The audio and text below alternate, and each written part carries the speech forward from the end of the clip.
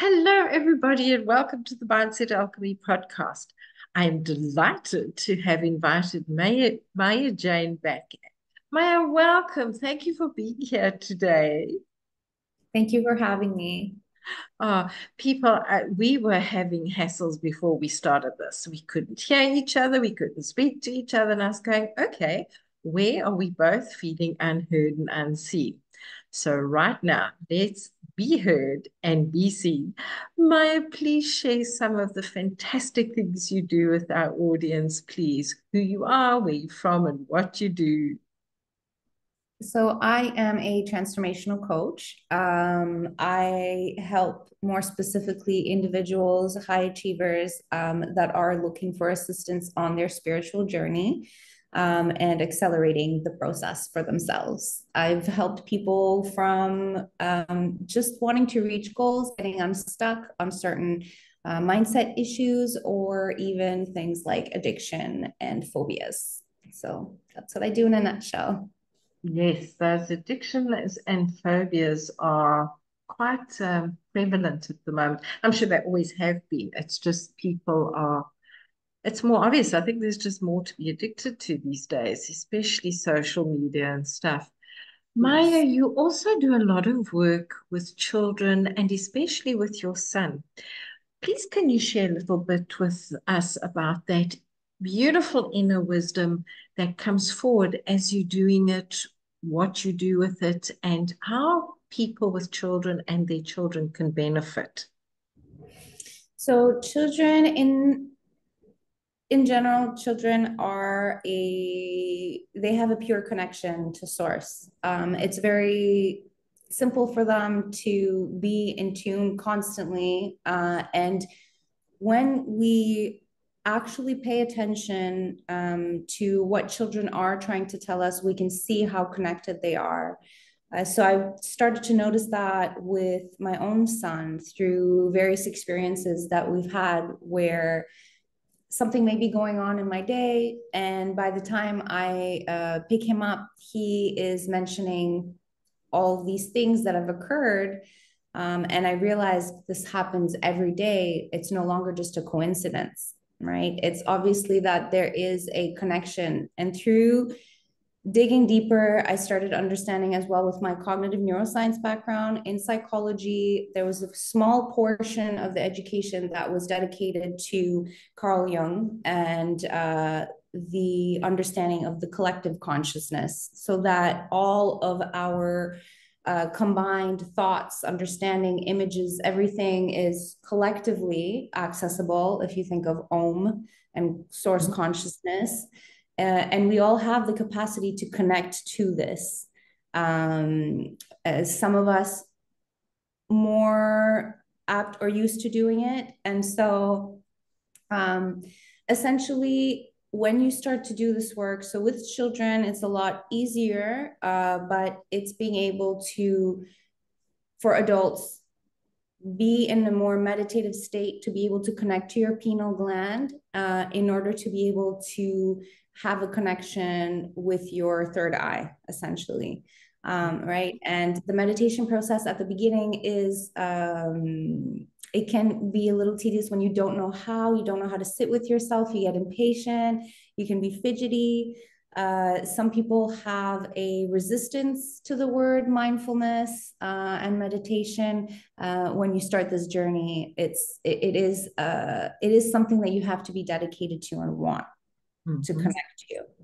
And so, with my son and myself as well, along with a group of other people here in a healing house in Spain, have been developing this capacity together in meditation and essentially trying to connect with each other's uh, energetic field, right? And being able to access information directly from someone else. So it's very interesting and it comes very easily for children. And it's a lot easier than we think to be able to actually connect with someone else in a very pure form once we are able to get ourselves in these states of meditation.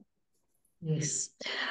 Yeah, I know many people are resistant to meditation and journaling. They are unaware of the benefits and that we build it up. Like you go to the gym and you build your capacity, that you build that. Now, I love something you mentioned before about the difference between knowingness and knowledge, because that is something in my personal leadership coaching program that I bring forward a lot because people are very unaware of the difference. Please, could you shed some light on it and also where children are still working in their knowingness? Yes. So knowledge is the raw information in itself. We can accumulate knowledge, but knowingness is even our capacity to integrate that knowledge and actually turn it into wisdom.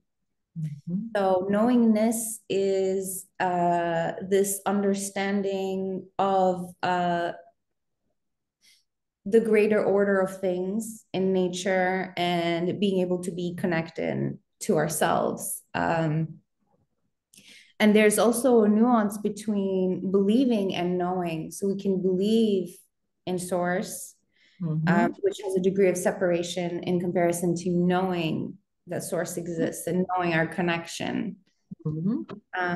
And for children, the knowingness is, yes, they are learning a lot about our 3D world here and what is going on and how things work in the current different matrices that we've created, right, in society through social construct, and learning about what I call with my son the adult world, that distinction of the kids world and the children's world and the adult world was a game changer for us in his development.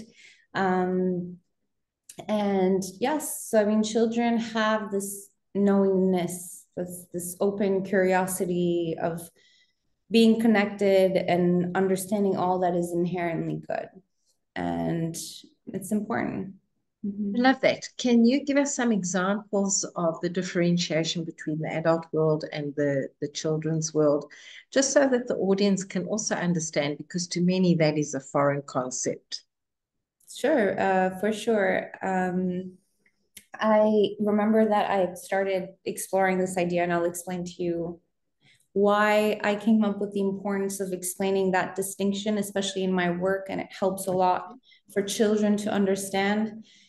In school, there was a child development professor to whom I presented this idea, and so he himself was very surprised by the concept and how useful it can be in communicating to children the limitations that they are unable to see from the things that they don't know.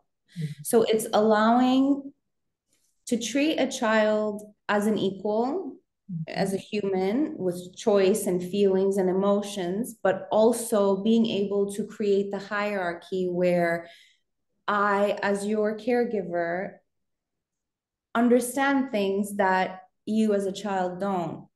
And so it allows them to not, it gives them back, it reduces that feeling of powerlessness, and it allows as an adult to give back an equilibrium between authority and free agency over ourselves, our body, our choice, right? So with my son, it was kind of always when if he would start to get frustrated, because this is what happens, and this is where children start to disconnect from Mhm. their knowingness themselves, because they have a feeling, they have an urge, they have an impulse, they want to do it their way because they are in their creative mind all day. This is why they don't remember details of everything that's happening in their day, because they are just constantly connected in that flow state, connected to source. And when a child is faced with having to be told, what you like, no, you can't do this, or you need to not act this way, or not, because we have to give our children certain boundaries for them to become functional adults within our world, but also not stifle their own creativity and their own natural connection to themselves, to their authenticity, to finding themselves in this world and what their place is.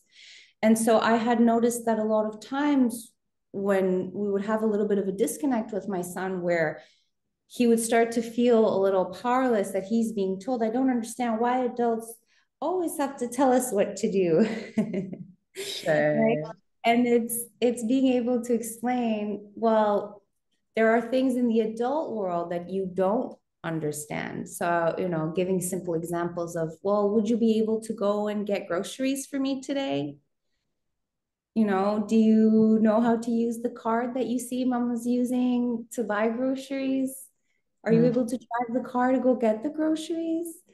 And just allowing the child to understand that there's so much more to what's going on in our responsibilities as adults and all the understanding we have of the actual functioning of the world, not this innocent, very pure and just full of love way that children see the world. We all obviously have learned through experience the need to survive, the reality of what is the 3D world, right? So, yeah, I found that it's been very helpful, and it's helped a lot of my clients and parents that I work with and children, in order to assist them in understanding, and also that in the adult world, adults aren't perfect either. Mhm. Uh, right? In some cases, adults should be helping children, for example, navigate certain things, and they don't know how to do it. So it helps children understand that there's this transition that happens. And I think this metaphorically also applies to us adults when we come to of age, or we come towards spirituality, that there are Abs- things in the universe that we don't see and we don't understand, and we ask for things and get frustrated that it's not here maybe, but it's because there are things that we do not see, right? We need to surrender to that. It's a little bit similar, if you I understand what I'm. was I was definitely resonating. I think, I felt like that when I started this journey of owning my psychicness and working with energy, because for many years I did it unconsciously, and then to make it conscious. So listening to you, I'm going, oh, look at that. Listen to that. And not only that, I mean, it's when you start new work, anything like that, it's applicable to it all, because we are a child in so many situations. How does this fit in with serendipities that you've noticed? And what would you like to share about that? um well, serendipities it's a part of that, right? The universe, and being able to surrender and let go of needing to control every aspects of our life, and having desires and understanding the need for patience, and towards being able to have our desires fulfilled, right, through our own actions and what we do in order to help the universe facilitate bringing in what we want to manifest. And serendipity is a part of that. It's the natural order of things and how things intersect amongst each other to allow things to happen, and as they do, right? The serendipities of life, when you remember what you may not have known, and yet you did know it. Very, very powerful. My mum always used to say, when she went somewhere and had an experience, she always used to say, oh, that was a serendipitous moment, because it reminded her of something else, or she'd had a similar experience. That is so powerful. So, Maya, my children are all grown up now, and I really, it would have been wonderful to have had some of the knowledge you have when they were younger. What is the biggest stumbling block you have encountered with parents in their parenting of their physical children and their inner child? Mm. I think the inner child is our authentic self as children that we stifle or put aside in order to be able to navigate and fit into the adult world. Mm, I mm, think that there's been a shift in general in the way we treat children, and a desire for parents to be more conscious and mindful of the impact that they have on children. for the most part, we don't treat children anymore as an accessory to our life, right? But rather as something that gives us meaning. So the focal point, I think, of the way we parent or conscious parenting, the attempt of it is being able to really understand the privilege that we have to be there to try and guide another little human in life. And I mean, like anything, the pendulum kind of swings to the opposite excess, as is our human nature until we learn.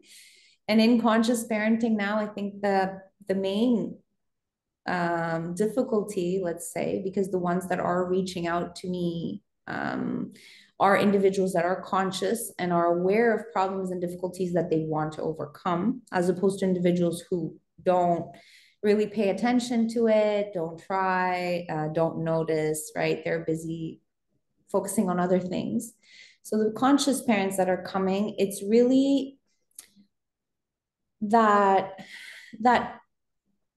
play that there exists between allowing the inner child to express themselves and to manifest itself, because it's the child is finding out who they are, trying to figure out who they are in the world, and allowing them to do this freely. But at the same time, the need to have certain I don't want to say boundaries, but delimitation as to, and that also as to how they are going to present themselves in the world. And some parents today are faced with that difficulty of actually being in an authority position with their children, and feel that it creates difficulty for them with regards to uh, how to be the authority figure and at the same time allow the child to fully express themselves. But children look to us for boundaries, they look to us for limitations, and most often will act out when there are no limits, because they themselves are not able to put that in place, right? So the majority of the parents that come to me are parents that are conscious and aware, and also they just need assistance in trusting themselves and connecting themselves to their natural instincts as parents.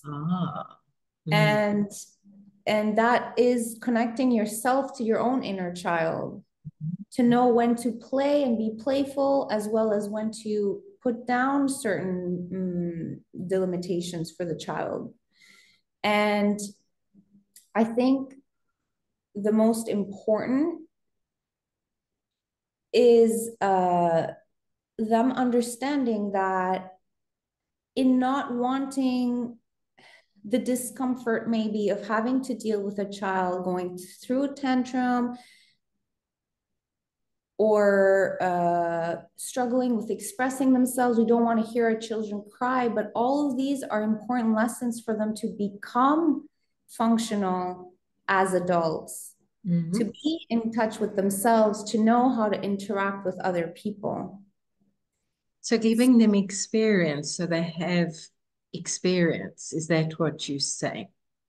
So essentially, it's really starting with the basics. What are the values and morals that you want? What is the ultimate outcome that you want for your child?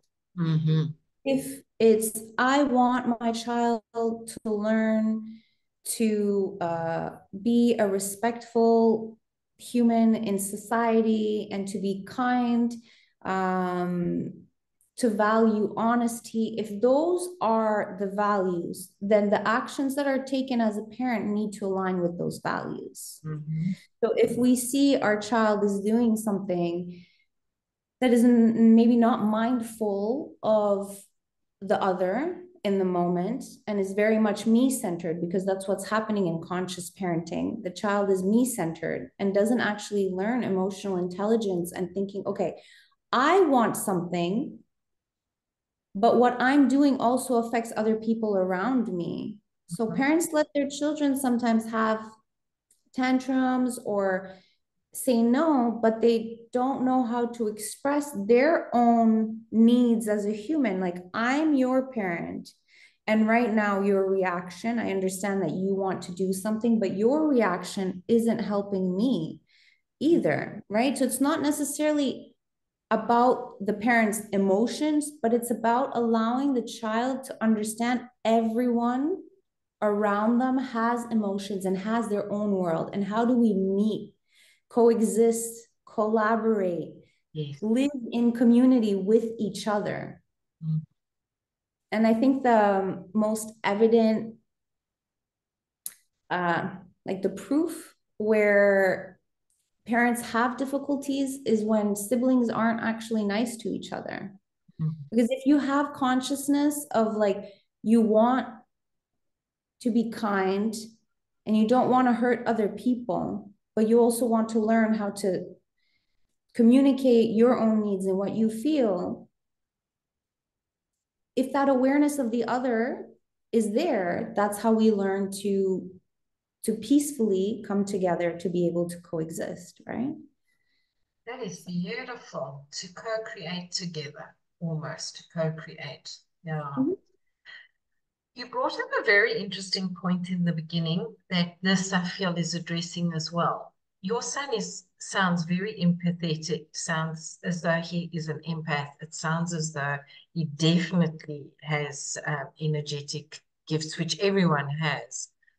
How do you apply what you've been describing now to his giftings? Because many parents say, well, should I encourage it? What happens if they see people that have passed? What do I do? Many parents are afraid of what their children are seeing that they are unable to see or experience.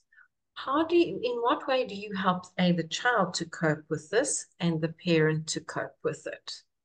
Okay, so already, if the parents are afraid and thinking about how to act from a place of fear, that's the wrong place to come from. It's a place of lack and it's emphasis on the negative. And that's usually when we have self-fulfilling prophecies that are the opposite of what we desire.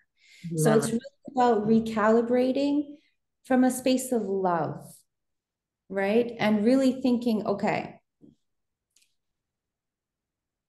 if my child has strong capabilities to connect themselves to source, Mm-hmm.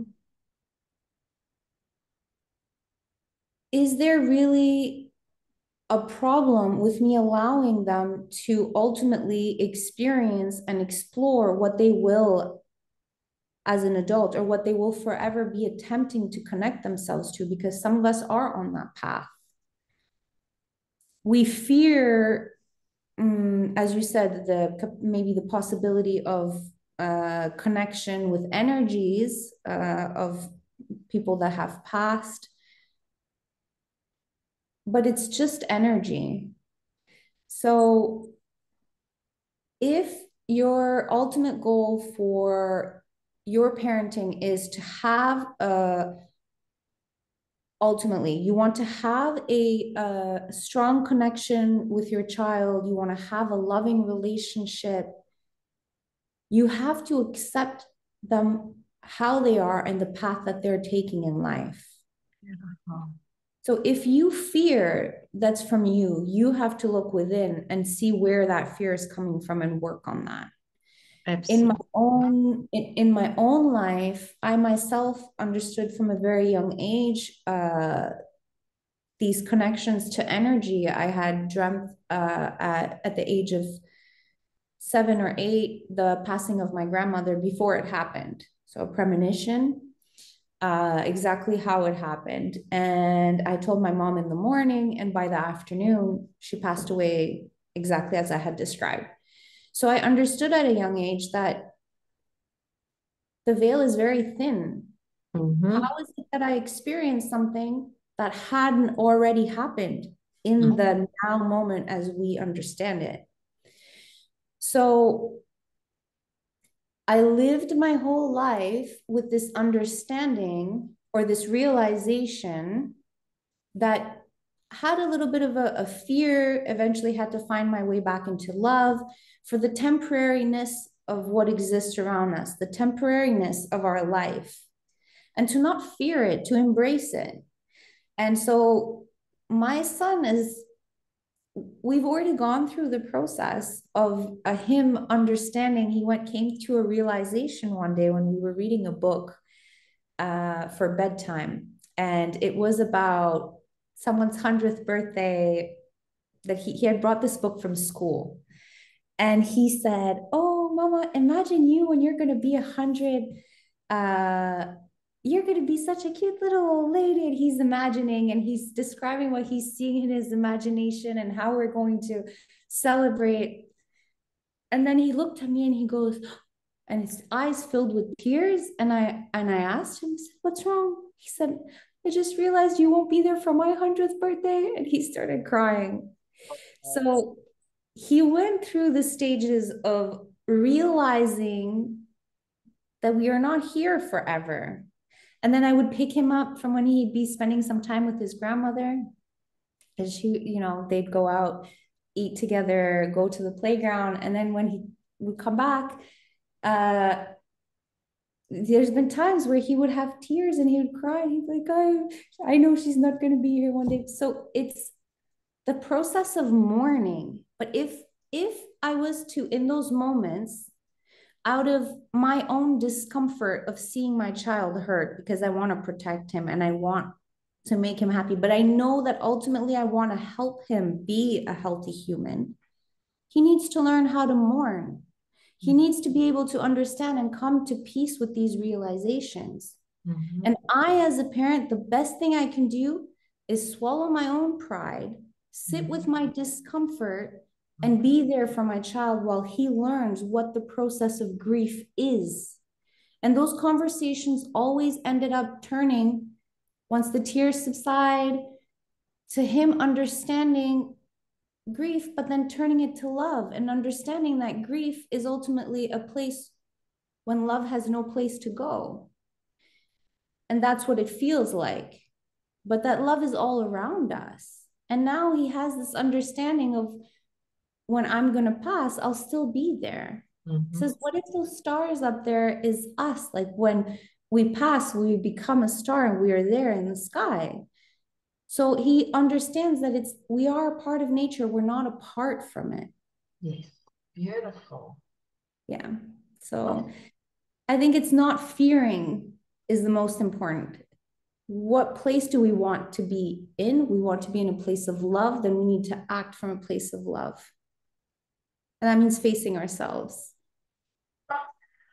Wow, you have given us so much to digest here. My brain is saying, I know I say this for a lot of guests, but today my brain is like gone in 40 million directions. And I'm so busy focusing on you and bringing the thoughts back. That is so powerful. Conscious parenting really takes some juggling of our fears and our beliefs with the reality of it.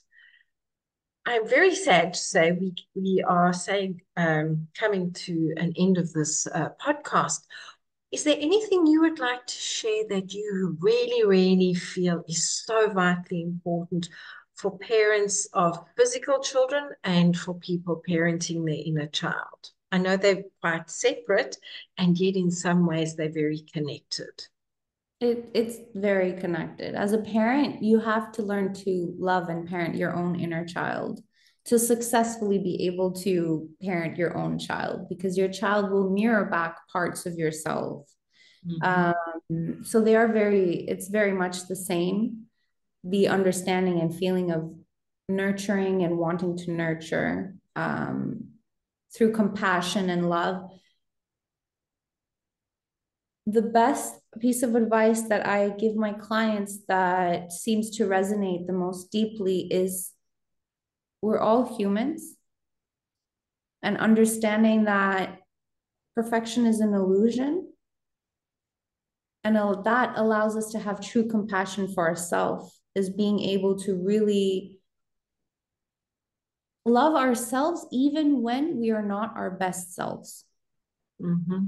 And it's the same thing with a child or with yourself, with anybody, really, even a stranger in the street. It's really cultivating true self love, not just when we're at our best, but even when we don't know what to do, to actually feel that love for ourselves. And for people that don't know how to do that, I essentially ask them, if your child came to you with the problem that we're discussing right now, or if you had a child that come to you with this problem, what would you say to them? And that instantaneously is easier for people to say, well, I would tell them, that it's okay, we're humans, it passes. Is If it's easier to have a degree of separation, then that's where it needs to start. But eventually you can come to fuse it, to then understand that you're human and you are the way you are, and you need to love yourself and give yourself grace when you need it. And it's very important. It really is. And on that note, we are going to say bye-bye and hasta la vista. Maya, thank you so much for coming today. I so, so appreciate you. Where can people find you? I will put it in the show notes. Where can people find you? I'm on Instagram. The handle, as you said, will be in the show notes. It's at the Spiritual Accelerator. So yes, please do connect with me. If you like what I had to say today, there's a lot more of that. And if you didn't like what Maya was saying, maybe you should connect with her because it sounds like there's some healing work that is being asked for there. Maya, thank you so much. And everybody, thank you for joining us today. Come and find us on social media and please like and share and make sure you give yourself some compassion and grace today. Have a good one. Bye bye.